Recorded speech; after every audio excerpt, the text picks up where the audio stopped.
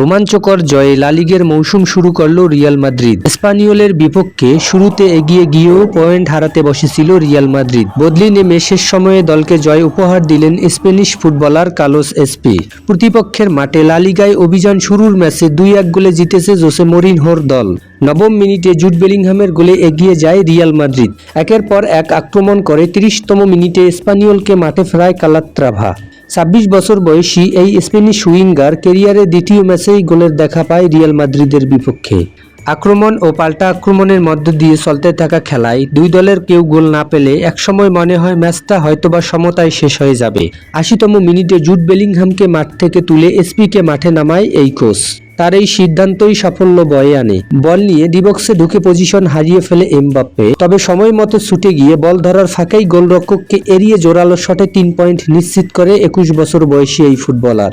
Real মাদ্রিদের জার্সিতে 10 minute খেলেই গোলের খাতা খুললেন এই স্প্যানিশ ফুটবলার।